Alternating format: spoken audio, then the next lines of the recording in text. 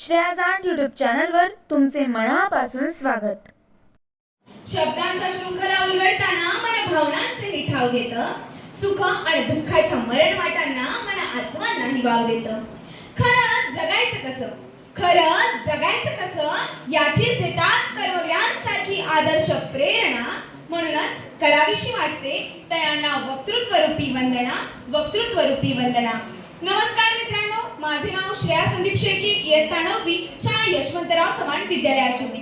मित्रांनो, सर्वप्रथम रयत शिक्षण संस्था म्हणजे एक ज्ञान पंढरी आहे आणि त्या ज्ञान पंढरीतील मी एक वारकरी म्हणजेच रयत शिक्षण संस्थेमध्ये शिकत असलेली मी एक विद्यार्थिनी। आज मी तुमच्या समोर म्हणून मला कर्मवीर आवडतात या विषयावर माझे मनोगत व्यक्त करत आहे।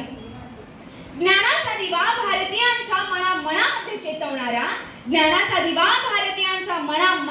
चेतवणारा, इथल्या प्रत्येक माणसामध्ये स्वाभिमान पेरणारा, देव दगडात नसतो तर तो माणसात असतो हे हेरून इथल्या माणसांमध्ये माणुसकी फुलवणारा लोकमहर्षी, शिक्षण महर्षी म्हणजेच पद्मभूषण डॉक्टर कर्मवीर भाऊराव पाटील होय। मित्रांनो, महाराष्ट्र हा अंजन कांचन कडेकपारींचा दगड धोंड्यांचा देश। यामधील बरेही सोन्याच्या खाणी नसतीलही, पण याच मातीत या जगातील लाख नवरत्न जन्माला आली आणि त्यांपैकी एक म्हणजेच आपले पद्मभूषण डॉक्टर कर्मवीर भाऊराव पाटील होय। 22 सप्टेंबर 1887 रोजी कुंभोज या गावात गंगा मातेच्या पोटी कर्मवीरांचा जन्म झाला। पण म्हणतात ना, एखाद्याच्या आयुष्यामध्ये एक असा क्षण येतो की त्या क्षणानं त्याचं संपूर्ण आयुष्य बदलून जातं आणि तो क्षण असतो म्हणजे खरा कसोटीचा क्षण। असाच एक क्षण कर्मवीर भाऊराव पाटील यांच्या आयुष्यामध्ये आला, तो म्हणजे पायगोंडा पाटलांच्या घरी म्हणजेच कर्मवीरांच्या घरी पाहुणे मंडळी आली होती। पाहुण्यांसाठी गोडाधोडाचं जेवण देखील करण्यात आलं। जेवता पाहुण्यांनी सहज प्रश्न केला, काय हो पायगोंडा पाटील, तुमचे चिरंजीव भाऊराव काय करतात? त्यावर पायगोंडा पाटील म्हणाले, काही नाही, पण एक महत्त्वाचं काम करतो। त्यावर मोठ्या उत्सुकतेने पाहुण्यांनी पुन्हा प्रश्न केला। ते म्हणाले, कोणतं बरं ते महत्त्वाचं काम? त्यावर पायगोंडा पाटील म्हणाले, काही नाही, 2 वेळचं खातो आणि गावभर हिंडतो। हे शब्द जेव्हा पायगोंडा पाटलांच्या तोंडून उद्गारले गेले तेव्हा त्या कार्यक्रमात लक्ष्मीबाई जेवण वाढण्याचे काम करत होत्या। सासऱ्याच्या तिरकस बोलण्यानं लक्ष्मीबाईंचं मन दुखावलं, डोळे पाण्याने डबडबले होते। पण काय करणार हो, पाहुण्यांपुढे अश्रूही पुसता येणार। मित्रांनो, म्हणतात ना, स्त्री शक्तीचे अश्रू हे अतिशय मोलाचे असतात। तेव्हा त्या वाढता कर्मवीरांना वाढायला गेला।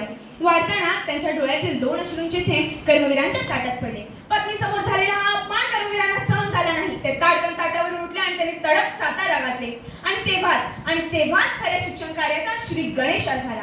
मित्रांनो, स्त्री शक्तीचे अश्रू हे अतिशय मोलाचे असतात। याचं उदाहरण सांगायला गेलं तर पतिनिष्ठ सीतेच्या अश्रूंनी रामायण घडवलं, साध्वी द्रौपदीच्या अश्रूंनी महाभारत घडवलं। असा इतिहास आहे ना, अगदी त्याचप्रमाणे आपल्या रयत माऊलींच्या अश्रूंनी भारतातील नामवंत रयत शिक्षण संस्था घडवली। अर्थात रयतेचं रामायणच लिहिलं गेलं आणि रयत शिक्षण संस्था उदयाला आली। म्हणूनच मी म्हणे, कोणाची ती मुले काय होते नाते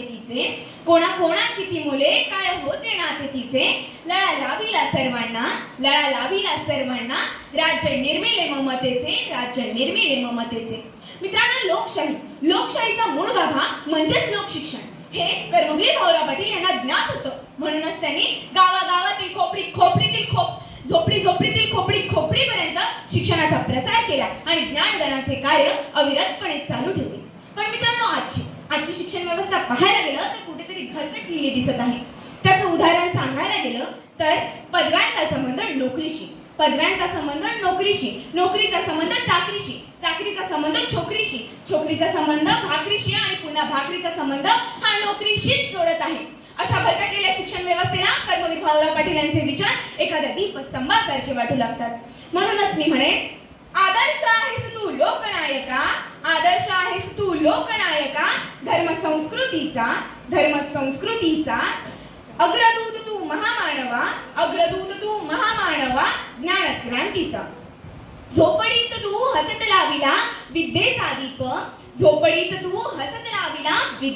दीप, बहुजन हसला बहुमणी, जळता शतकाचे पाप। मित्रांनो, कर्मवीरांना नेहमी म्हणायचे, माझ्या दाढीत जितके केस आहेत ना त्यापेक्षा दुप्पट बहुजनांची मुलं मी शिकून साक्षर करेन आणि ही साक्षर केलेल्या मुलांना मी या समाजकंटकांच्या छाताडावर थया नाचायला लावेन आणि जर मला हे जमलं नाही तर मी स्वतःच्या हाताने माझ्या छाताडावर गोळी झाडून माझाच अंत करून घेईन.